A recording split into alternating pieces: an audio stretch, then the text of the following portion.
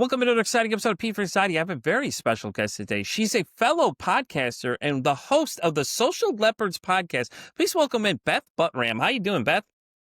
Butram, thank you. Butram.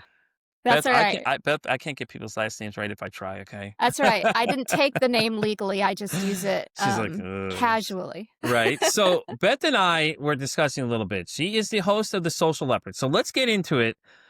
How about give us a little bit more about yourself, and then we'll get into your podcast and everything else. Sure, I am a mama, and, I don't call myself a grandmother, I call myself a nana, because I'm in a blended family, and there are a lot of grandparents, and we're lucky enough to also have some great-grandparents in the picture still. So, my husband and I both picked grandparental names that were very unique. So I call myself a nana, and, he's papa. And then, professionally, I still work full time. I work in the healthcare industry, and I'm on the IT side of the house as a people leader. So Okay, that's okay. part of it. And then the other part is the podcast, and that's what I do as probably a primary hobby. I also sing in a community choir. There you go. So have Yeah. you always been a mental health advocate? Oh, absolutely. I've been in the healthcare industry for about 22 years. And it's even more than that if you look back further. I think my first kind of foray into it was with closed head injuries. Mhm. And there was a lot of adjustment because people had been physically injured to the point that they weren't going to get their old lives back again. And that was a huge transition. I was an office and facility manager back then, but I got a lot of exposure, got to know a lot of really great patients. And that kind of was the birth of my interest. I also have, for very many years, done a lot of hospice volunteering.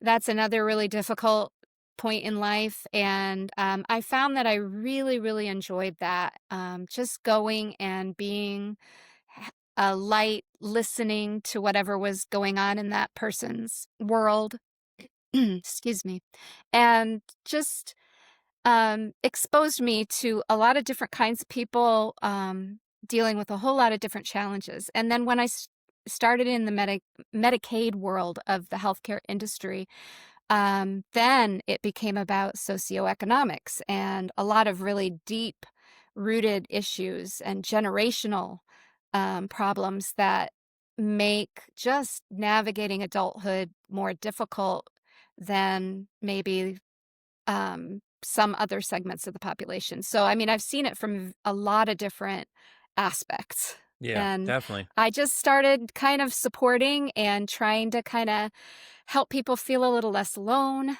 and try to find real ways forward. Okay. That makes sense. A lot of times people have some kind of reason they're in it, medical Yeah. reasons like you, me, my own conditions and why I've gotten into it really big and things like that too. And that's how the podcast blossomed from there. So let's talk about your show though. When did you first decide that this is something you want to do? I mean, you're IT already, so a lot of this stuff is probably pretty easy for you to handle. Yeah, I mean, I did have a lot of help.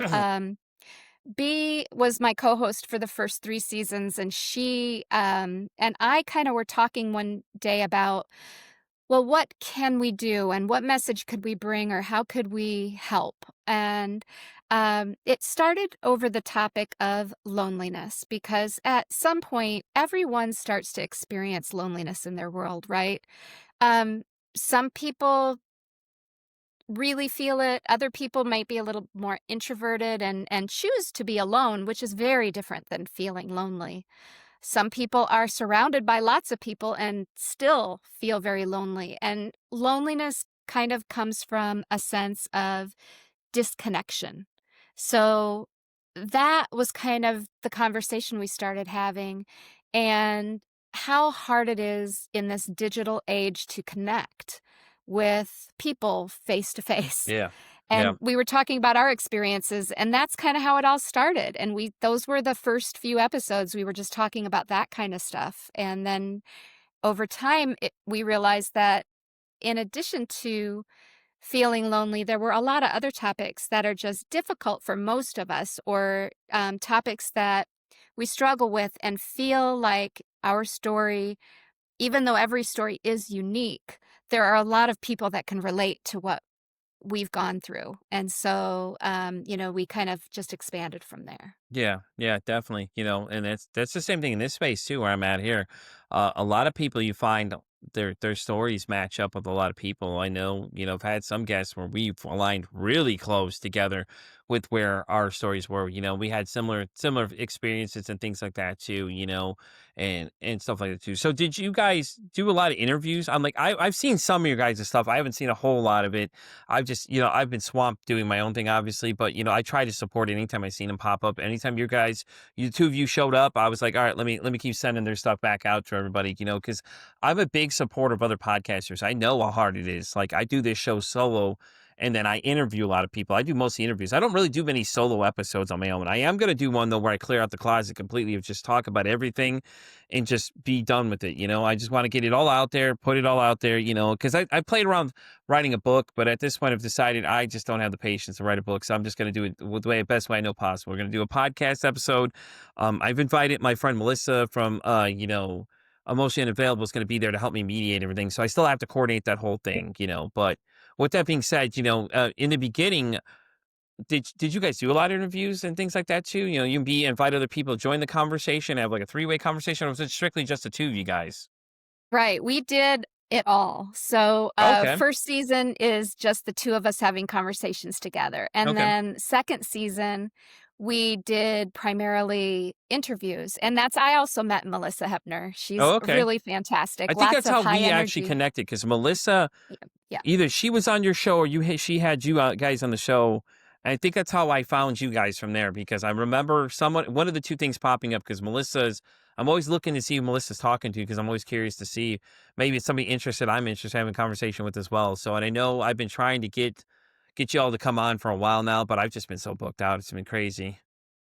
Yeah, yes, I hear ya, and, I'm also a big fan of all of your stuff and try to find you on social media as well, Yeah, I'm v everywhere. So we listen. small creators tend to support one another really well, and I've met so many fantastic Mm-hmm. people.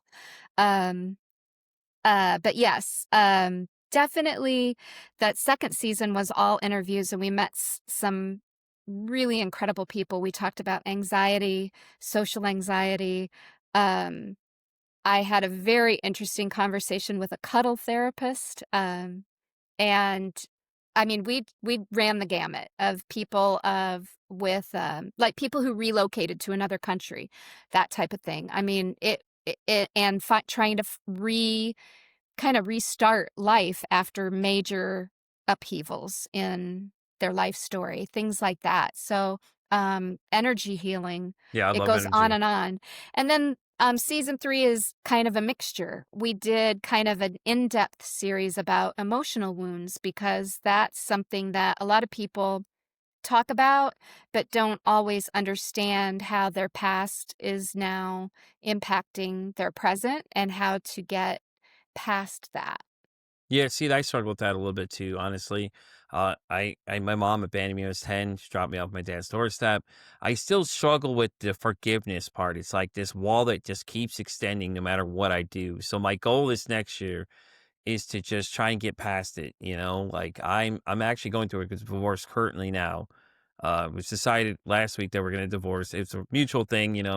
So that's one of the hurdles I'm dealing now. But my goal next year, and the ladies I just talked to in the last podcast were actually all in the state of Texas. So we were talking about getting together and doing some of these walks like suicide prevention, things that all these different things. We're talking about doing some so I got a goal list of just things I want to get done. I want to do more. I want to be out more. I want to be more active in just doing things. I just want to get out there and do things that differently than I did now going forward. But I think my mom and the relationships is the number one thing I'm trying to get past and it's my goal this next year is just to get it to a better place because I don't want to be left in that situation of what if I could have done something differently, and, because everybody has a timer that runs out in life. I just don't want it to be too late before I could try and fix something that could have been.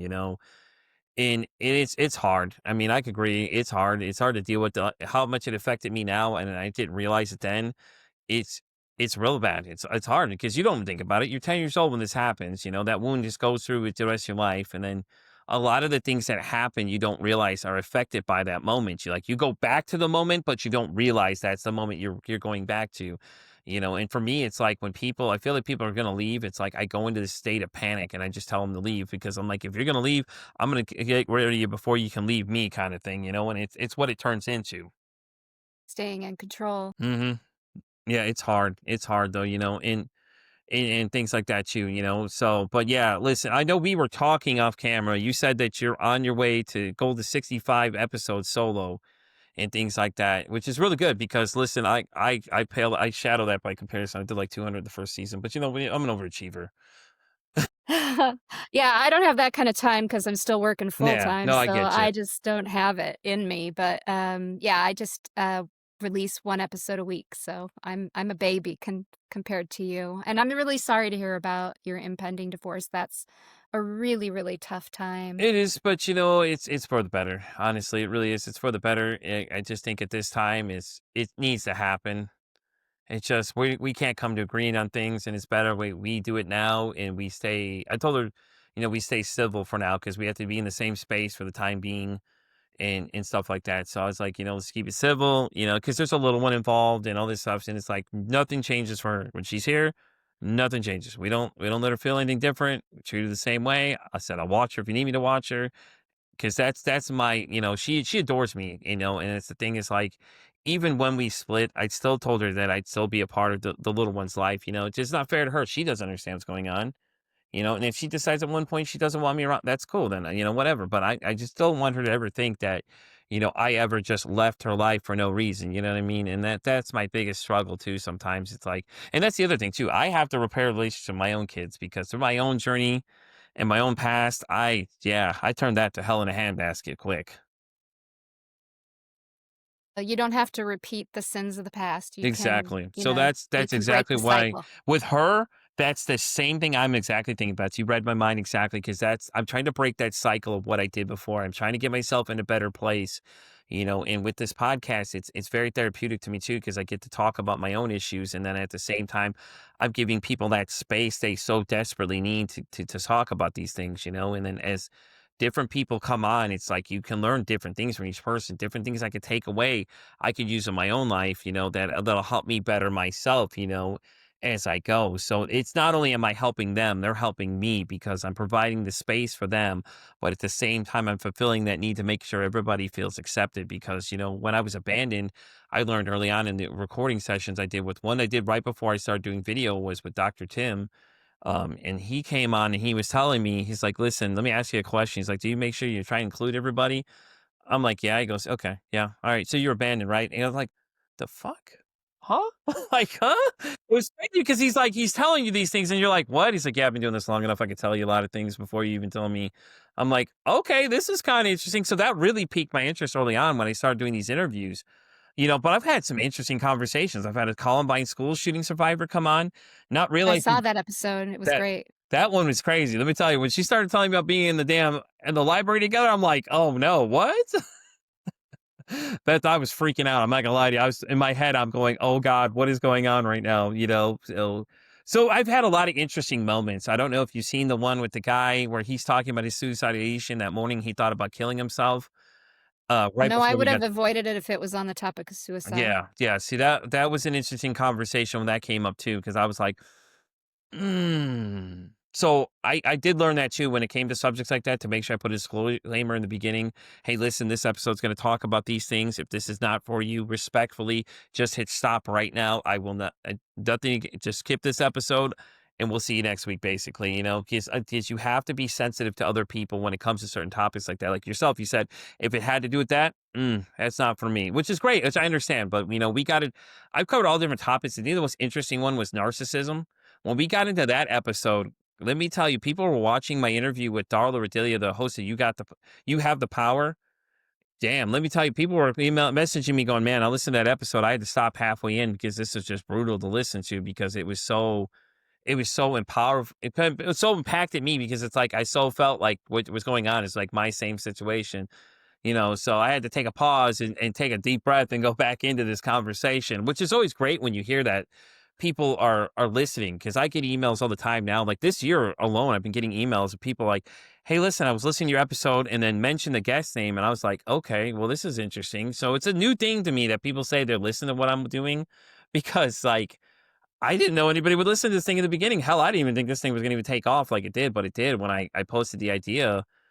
I shot to bookings to the end of the year, and that was just a Monday show because I got invited to be a part of a network early on, and it was an interesting experience. I when I decided to part ways, I was nervous at first, but I was like, you know what, I'd rather go do my own thing because I feel like, well, I found out I was the only active show left on this network. It was a newer network, a collection of podcasters, and I'm not sure what happened to everybody else, but I found out that I was the only person going on this show still. I was literally I was the network at that point. So, there's been a post where they offered me ownership, but this is before I knew exactly what had happened. Everybody left, and I was like, "How are you going to offer me ownership in something when you've just pretty much ran it to the ground, and then I have to sell this to other people to try and get them to join?" And they'll be like, "What happened to the other shows?" Well, I don't know. That's the problem. I have no idea what they had created differences. So that's when I decided to go on my own and do my own thing. So like, listen, if you need a co-host for this season, I got you. I could come step into some topics with you. I got you though. Beth's gonna be like, here's my crazy co-host. I'm not sure what he's doing over there today, but let's see what he's got to say. I love it, yeah.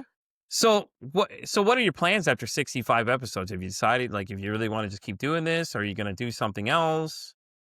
I'm not certain yet. I, have an episode airing, I think next week. No, Mm-hmm. it's coming this Thursday. And it's on science-backed secrets for better sleep. And that episode, for some reason, has really stuck with me. I don't know if it's because I'm a menopausal woman and sleep is now, like, a big issue for me, Is there a guest but in that episode, or is that just a solo episode? it's a solo episode. Yeah, everything from season I've got I've 4 is got solo. somebody you might want like to meet actually. Really? She's an FBI sleep expert. She's got a Wow. new book coming out that's about sleep as well. I'll have to connect you with though, but she may be somebody interesting you might want to talk to. Been trying to connect with everything I can about sleep for Yeah, sure, she's definitely the because person to talk to it's then. the reasons that people can't fall asleep are almost as unique and numerous as reasons that people are depressed or anxious. I mean, it's like it's opened up a whole new world for me, and so I've really, really been, spending a lot of time in research for that, so yes, I will definitely take that Yeah, I'll have recommendation. to send you the I did an interview with her too. Dr. Leah, God, what is her last name now? I'll know it when I see her though. She's this FBI sleep expert, what her title was. And she's interesting because like we didn't talk much about the FBI side. We talked about the sleep side, and like she kind of called me out in the middle of the episode because I'm a third shift worker, and she's like, it's detrimental to your health. I'm like, yeah, I'm pretty sure it is. Like, not to mention my mental state. A lot of times, like I don't sleep a lot. Some days it just depends. Like lately, I've been putting myself to bed. Like I need to go to sleep. I need to get more sleep. And I have a friend that called me out on it once too, and then it's funny because when you said energy, I was like, "Ooh, energy. Okay, Beth and I see a line of this. I like energy. Energy is an interesting topic for people when you get into it because my friend Catherine runs a podcast called The Will of Healing Matters. So Catherine is all the way in Australia, I believe that's what she said. I think she's Australia. If I'm right, she's Australia. But she literally texted me one day and goes, "Hey, you need to get some sleep." I'm like, "What? The fuck are you talking about?" Like, she does a lot. I don't know if you know anything about like tarot cards, oracle cards, and things like that. Okay. So she did an oracle card reading for me, and she was doing it for me weekly. She got to one. She sent me a picture or something and said, "You need to get some sleep." And then she sent me the picture of the card, and it just puzzled me for a minute. I said, "What do you mean?" She said, "Put that energy drink down and go to sleep." I'm like, "Are you in this room with me?" And I sent her a picture I was holding. I was like, "I'm at work." I'm like, "Yeah, this is the other reason I'm making it to work. I'll put it down when I get home or something." She's like, "You need to stop drinking those and go to sleep. You need sleep. The cards are telling me you need to go to sleep." I said, "How do you know?" She goes, "Because I'm that good." I'm like, but I do agree though. I think sleep is a very important thing. I think people don't realize how important it is for your mental state as well. Because if you don't sleep enough, you start hallucinating and start seeing things like you don't know where that's going to go. And then it's so detrimental to yourself because that's when you repair. Your body repairs in your sleep too, and you rest. And that's what they always say when you're sick, to get as much rest as possible because that's the way you can heal and things like that too. So I do have somebody for you though. She's an expert in the area, so I think you'd be very interested to talk to her and she has a new book coming out. I don't know if it's out yet. I do have a copy of it. She sent me a pre-copy of it, so I'll have to see if it's out yet, and everything like that. But I'll definitely send it over to you and everything. I think I don't remember what Dr. Leah's last name is, but she's like I said, she's right in that category for you. So I think it'll be a very interesting conversation, and things like that too. So don't be surprised though, and when you if my name pops up more though, because we had a conversation amongst a few other podcasters I know that I'm in a group with. They were but one person was like, "Pete, do you know your name pops up more than anybody I know?" That's a good thing, right? I guess. I mean, like, I have people come to me every day and tell me that they appreciate what I'm doing. These are random people I've never met before, mind you. There's a guy I know that came in and they just tell me the most interesting things ever. Like I've had people come through the last few days talking about the, unfortunate loss of suicide for his son or whatever. But the most interesting person the last 3 days I met when I was at work is a guy that has schizophrenia. Okay. So a lot of people have this misconception about schizophrenia. It's like, hey, do you hallucinate is what they usually say they hallucinate. So I asked him that. But before I asked him that, I said, listen, I got to ask you a question about your condition. And I explained to him, I have podcasts. I'm very curious about these things. The reason I'm asking you is just because I'm very curious to know your answer to this. I said, do you hallucinate? Like just straight out asked him. And he said, yeah. And he was explaining it to me like what it was, and things like that too. So it gets very interesting when it comes to these people I meet in person. So, like hearing my people listening to the show is interesting. My family members listen to the show. I'm very shocked at that too. A lot of them are reaching out, listening to it. My stepbrother actually is the one that made the logo to the show. The new animated version of me was him. He sent it to me one day and my anniversary last year. He sent it to me. I was at a casino and he was messaging me, "Hey, listen, we got to update your logo." And it's funny how he communicates. He's like, "Hey, got to update your logo." Okay. So he sent me a picture of the logo. I said, "Dude, I absolutely love it. I want that." Okay. So then he sent me the screen that's behind me and a whole set of lights and things like that too for me. He's like, "We got to update your setup too." So he sends me a picture or something. Okay, it'll be there on Tuesday. I'm like, the fuck is going on? He's like, "Listen, if anybody asks, you just tell them it's a sponsor." I'm like, okay, cool. So, That's what I miss about B is she had a basement and we had a nice setup behind us and it looked really slick so you and guys live in the same area, huh? we live in the same town, yeah. Okay, So, okay, that's yeah, so we're cool though. BFFs. Yeah, Okay. yeah. And so we would do all of our video recordings in her basement.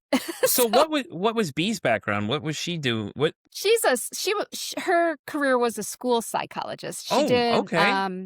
yeah, she did that, so she brought the kind of therapeutic credibility to the show, but, um, I'm just a regular person with a passion, right? Yeah, So just like I me. can't give therapeutic advice or anything like that, so, I've been real careful to be careful about just sharing opinions, not trying to give Yeah. advice. No, I agree. I agree. When it comes to this space, especially too, I make sure people know I'm not trained in any way possible. I'm just an average guy. Like, listen, I may mess up some facts here and there, but that's why I usually invite other experts to come on. So if I have any facts or anything, they can give me the facts, and I can, or they can tell us things that we may not know and things like that too. So, but that's interesting. I always wondered what her background was, and it's very interesting to see. I'd love to talk to her, but I don't know if she'd ever be down to do an episode with me because that'd be just interesting to see. I'm sure she would, but, I'm I just can curious to know more about her too as well. Don't get me wrong. I love talking with you as well. Don't take it that way. I love the fact that you're just just somebody who's very interested in the space of just things and having a very interesting conversations and stuff. So well, I mean, one thing that I think I've shared once or twice, but I don't talk about very often, and I certainly didn't talk about it so much when she was alive, but my mom, she had ongoing clinical level depression. She was on medications for the majority of her adult life, and so I grew up in that so environment you where already had an experience with it somewhat. I did, and I think that gives me a different level of understanding having lived through it, and, I mean, she wasn't, um, to the point where she was incapacitated. I've heard some stories about people who, their parents would shut themselves into rooms for days on end. I didn't have that kind of thing going on in my life, but, I did have to tiptoe sometimes, if that makes sense to Yeah. you, Yeah. because if her meds were off or, um she was just having a really bad day. I really had to be careful, and I had to pick up the slack, quite honestly, and then there You were a you few had to grow times up when really she was fast, basically. hospitalized. Yeah. Yeah. She was hospitalized several times, as I was growing up, and out of necessity, my dad would be like, "Well, could you make dinner? And, you're gonna have to do the laundry and keep the dishes up and all of that." And I think my brother I he was was gonna 3 ask you years that if you younger. had any siblings too, but that was gonna be my 1 next question. sibling. Yeah. Yeah, 3 years younger and completely oblivious for the most part. Yeah. He was protected, I think, as the baby, and I was the responsible one, so, that has affected me a little bit, being the eldest daughter Yeah, having to and, grow up so fast, yeah. yeah, yeah, but, um, as as she aged, I was able to talk with her at a whole different level, and, I became much more aware of her patterns. She did have a propensity to feel better, and then she would stop taking the meds, and then all of a sudden and it would seem like things were okay for a couple of days, and then there was this deep spiral downward, and, so I had to learn how to navigate that, and it got to the point where I just was like, "Hey, when's the last time you took your meds?" And she would be like, "Well, why are you asking?" And so I knew she hadn't been taking her meds, and, they saved her life, honestly. Um, and so we're we found a way to communicate through that as we both were in adulthood, and that helped and to the point where when she started getting sick, and I needed to take care of her, like, become her caregiver, then we had already kind of crossed that bridge, and it made things a lot easier. So, But Beth, can I yeah. ask you though, for people that may have someone that deals with depression, do you have any advice from your own experience that maybe something that'll help them out a little bit? Things that maybe they should expect, or just maybe something that maybe just some things that may help them out with it. If they're dealing with someone that may have depression. That giving them space to talk without feeling judged is super important.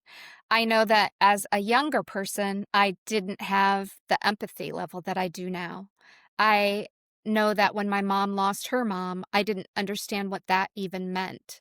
And I made myself talk with her about it, and by opening up that line of communication, then that opened up the line of communication where I could then ask her about her depression and what does that feel like? I mean, she was willing to talk about it. I don't know that everybody would be, but if I showed a curious mind instead of just trying to put it to bed or ignore it or any of the other feelings that you kinda tend to, like, I know as a teenager, I would tend to pretend like there was nothing going on and just keep plugging on through and making what had to happen, happen, and I never really understood it. So as an adult, I was able to pick up that baton and say, "Hey, let's talk about this."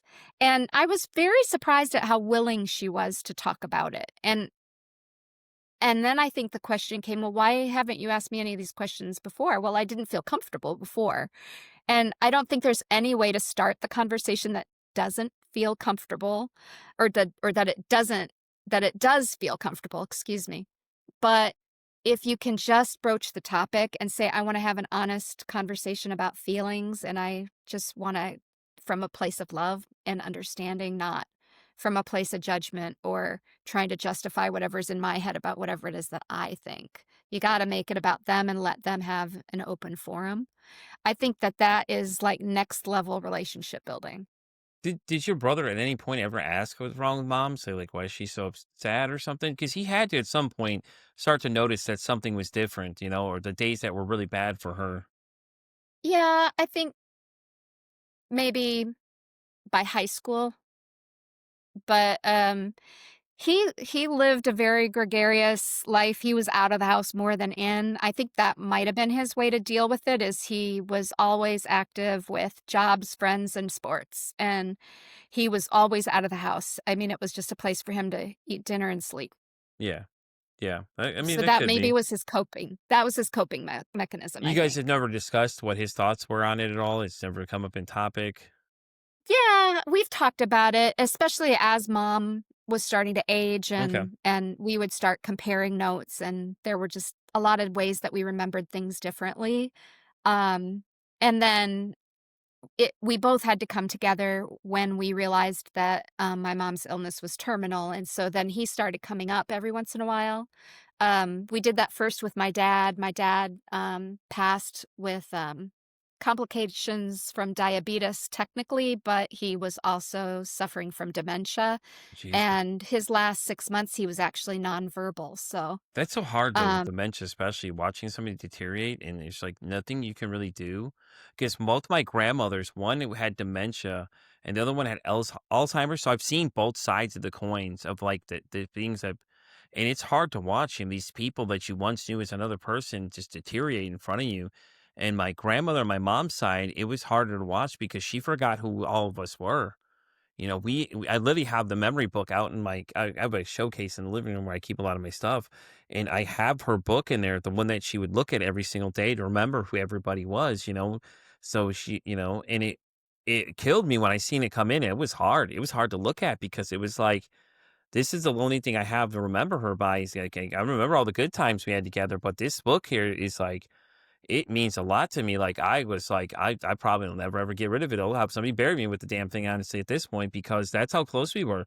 And it was hard to hear how she just kept kind of like forgetting. And I kept asking my aunt because she lived with my aunt and my uncle for a while, and she was there basically until she passed away. And she just, basically refused to eat at that point. She was just refusing, was just done, had enough, and things like that. And then the flip side, my other grandmother, she, on my stepmom's side, though, she had it was an interesting story. She literally forgot who my sister was, got up in the middle of the night and tried to kill her at one point with a knife, came in there trying to get her. I was like, "But, you gotta understand, she doesn't know what's going on. She has no idea who you are at this point. She forgot you even existed at this point in this conversation, and it's my sister's like, "Well, I'm still sleeping here. I have the door locked." And I'm just like, "Oh god, you're more evil than I am because that poor woman, like, shouldn't have been left alone," which, I mean, hats off to my sister for being there because if I was in that situation, I probably would have stayed with her too and just locked the door too, because I just think I feel like even though I wasn't her birth child and I'm not her birth grandchild, she always made us feel friendly when I came over there. Like, that's the one thing I remember about her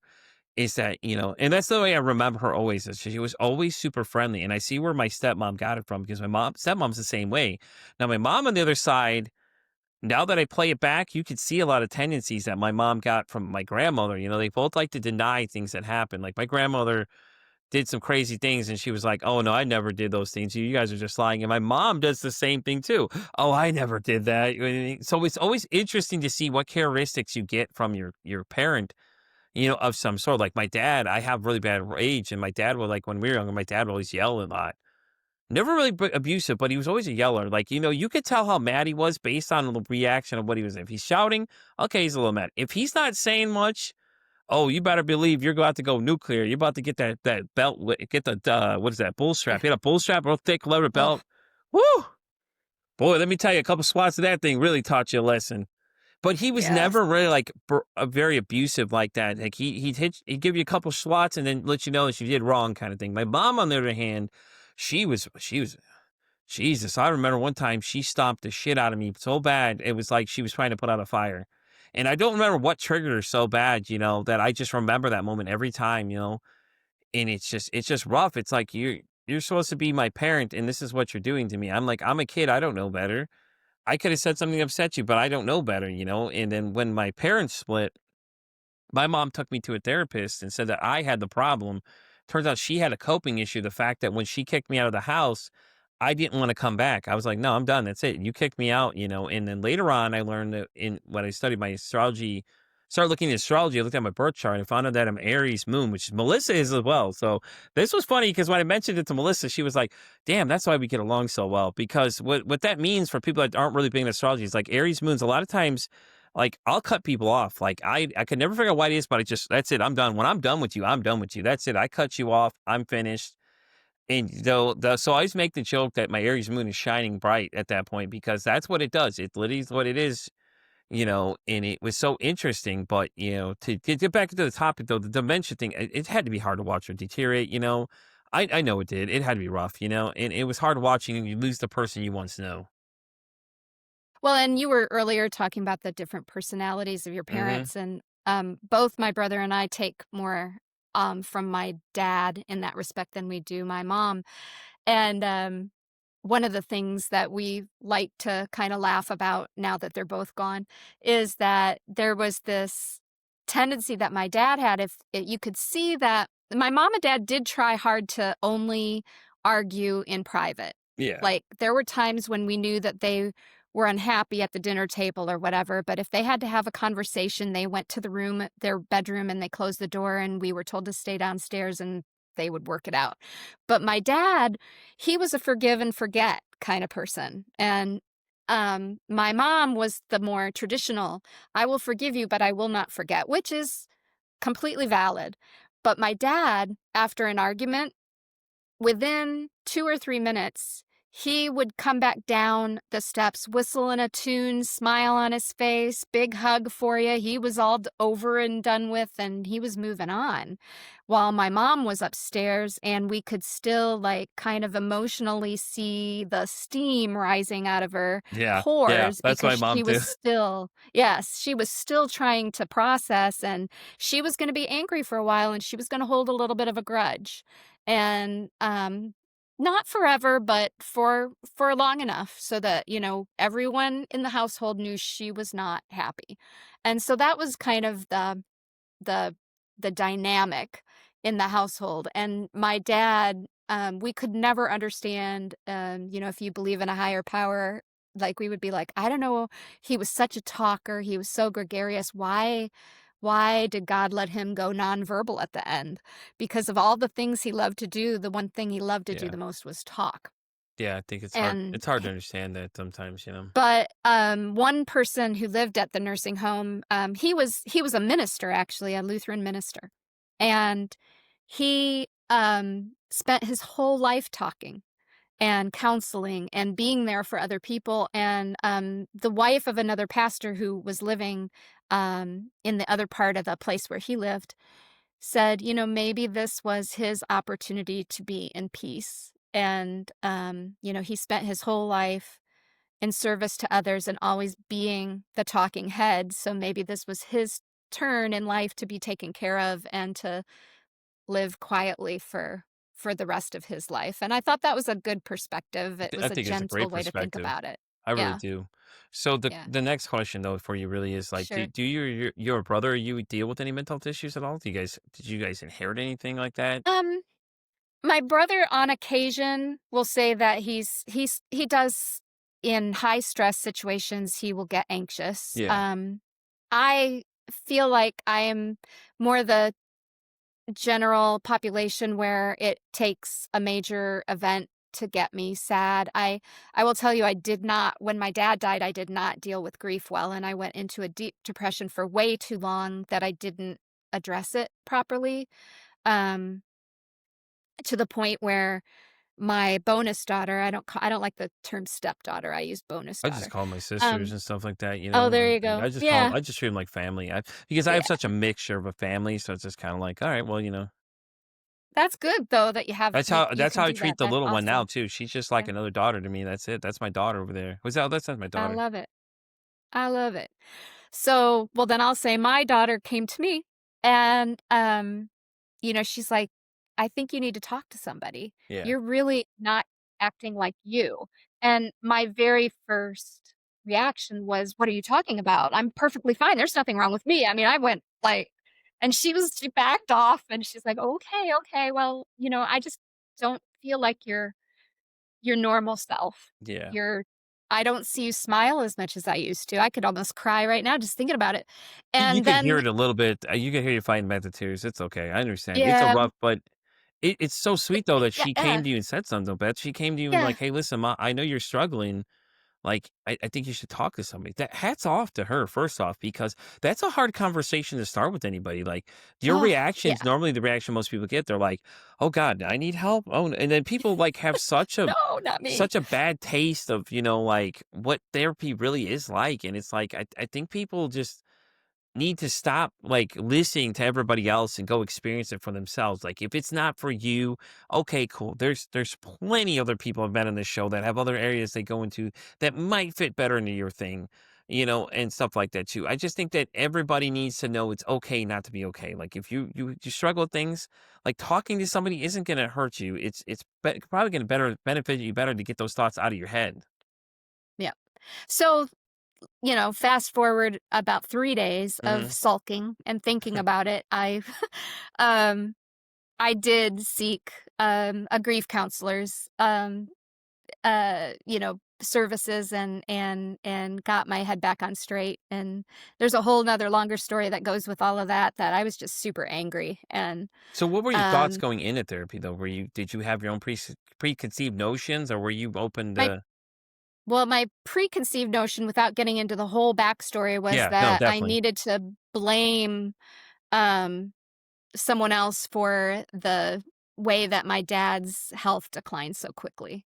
A Yeah. lot of it was avoidable, Hmm. but through some unintentional neglect, his situation got really dire really quickly. Um, and he had to lose a toe, and he never recovered from that. It Yeah. was, Listen, Beth, there I was feel you on the infection from diabetes that thing point though, forward. because I lost my uncle to diabetes and he was probably my favorite person in the world. Like I spent a lot of time with him as a kid, and his wife was my godparent. I lost her this past year. So I could hear you. Diabetes, man. And now I'm diabetic. When I found out I was diabetic, that was the hardest thing too, because I was like, oh fuck. I'm like, and the way people reacted was like, oh, you're basically dead. That's a death sentence. I'm like, that's not a death sentence, man. Just means I got to change what I'm doing. I put myself in this situation. I get myself out as now. I think he was type 1 because I've always remembered as a kid he'd always done it. Like he always explained what he was doing because we were always curious. Like, hey, what are you doing? And things like that too. And you watch him take his blood and everything. But then at the end of it, you just watched him just deteriorate. It was so horrible. Like he was always a happy go getting guy, no matter what. Always was happy no matter how hard it is, he was always excited to see you. Didn't matter how shitty his day was, he was always the bright spot of your day. He always come to you, get excited, just like your dad, come whistling and things like that too. He was always great to see. But then to watch him just start deteriorating was just so hard to see because it's like, man, he lost a lot of weight in the end because he was always a very large man. And then he lost a lot of weight. And then you just saw him just start basically just whittling away. And it was hard to watch, man. It's rough because I was still fairly young when it first started happening. And then when I got older, that's when you start really noticing what was going on, and then my aunt on his wife, man, it was hard to listen to her too because, like, I always had a great time with her, and then every time I call her, she'd have no sense of time, like, she'd think 10 minutes was like an hour. She's like, "Oh, I don't wanna keep you any longer, we've been on the phone for an hour," and you're like, "It has only been 10 minutes, you're good." It was hard to listen to her, yeah, deteriorate, and I wish I would have visited her more near the end, but I just couldn't get there, but I would always try to call her every chance I got because it was always great just to hear the excitement of her to when you call and everything else and things like that too, and she did a lot for me, like, I'm trying to still find the photo, I'm sure it exists somewhere where she had actually sewn a Ninja Turtles costume together for me as a kid, and here's a fun story, she hated my mom. But my mom was there with us the whole time, and she dealt with that woman for us, man. Like, for me alone, she did it for me. My dad said, "She did it for you. She didn't like your mom. She just did it for you. She loved you so much. She didn't give a fuck about you. She didn't like your mom at all." I was like, "Well, hats off to her then, because listen." But it's always great to hear these stories, things reminiscing. But and I'm so glad you went and got some help because you wouldn't be here, for all we know. We don't know what would happen, unfortunately. But we can look at the Right, and it positives. yeah, and it did teach me how to forgive Yeah, without forgetting. I didn't need to forgive his wife. She doesn't deserve my forgiveness. But I had to get to a place of forgiveness so that I could let things go. Not for her, for your own not for self. any of that backstory that I'm not sharing today, No, I got you. but 100%. but, yeah, I mean, you'd need another whole hour and a half to get through that.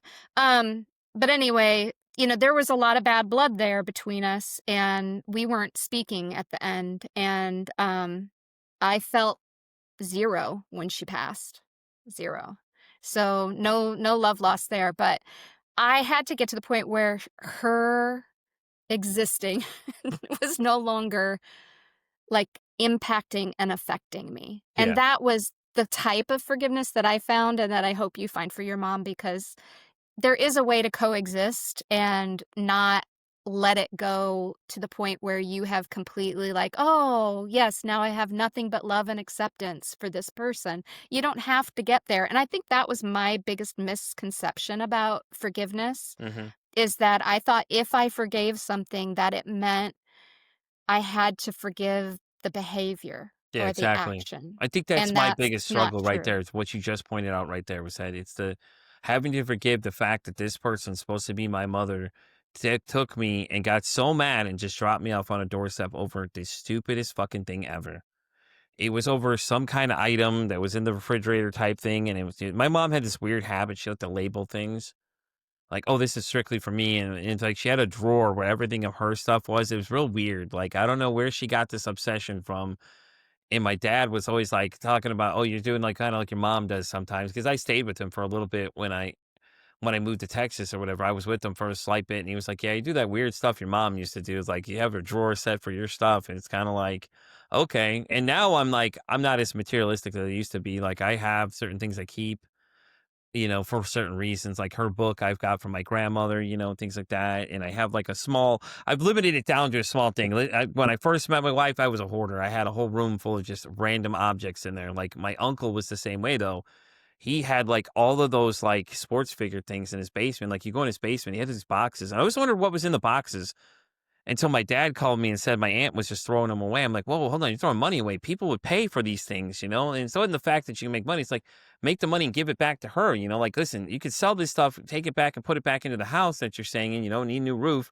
Put that money towards it. Like all that stuff he had could have been worth all that stuff. And I feel like he was collecting it for that reason, but she was so far gone that she didn't understand that. And my cousins obviously didn't think about the fact that how valuable some of this stuff could be. Like stories from my childhood are worth so much money nowadays. It's crazy. You see like these things that I used to play with as a kid and are worth like thousands of dollars. It's like, whoa, what the hell? And she just was tossing away. I told my brother, I was like, bro, you gotta go there and grab that stuff, dude. We could sell it and we could donate in his name. So that's what we ended up so we were gonna do. But she by that point already had thrown everything away. I was like, we could have sold that. We could have donated in his honor to, American Diabetes Foundation, done something in his honor for something he would have loved for us to do for him. He was always a big sports guy and everything else too, like that. So, he had like a sports collection ever. My aunt had a big Garfield collection and Mickey Mouse. It was a big thing for her too and stuff like that as well. So, you know, it, it was interesting to watch, and it's hard with loss. I can hear you. After losing her Yeah. last time, it was rough, man. It was hard. It fucked me up for a few days. Like, I don't really let loss bother me that much, but it messed me up for a few days. I literally called my boss and told her I'm not coming to work today because I lost somebody. And she was like, damn, it has to be that bad if you're not coming in because of that reason. 'Cause normally I'll power through, and even she understood. She's like, no, take a day. If you need another day, let me know. And she was real supportive, and my wife, at the time, she was very supportive too of it. She was just like, damn, she could see it fuck me up big time. Like I was just but I went to go to the memorial, traveled to go see her, which was great to see my cousins and things like that. And I got to see my sister and everybody else when I was up there and stuff like that. I got to say my goodbyes, which was great, which I think it was the closure point for me. Is I got to say goodbye. Had a real nice urn made for her and everything. It was really cool. It had, all the different things. And my uncle's one was made into a White Sox one, which is my favorite baseball team. It's his favorite team, which is so cool too. So now they're put together, which is great, and everything like that. So thank you so much for sharing that. I know it's hard when it comes to stuff like that, and trust me, I would never ask you to dig into the past. That's a no host other topic for another day kind of thing. So, but I do appreciate you sharing that with me because I know it's hard to talk about a lot of that stuff. You could tell it was rough to kind of share it. So I appreciate you, being open with that much.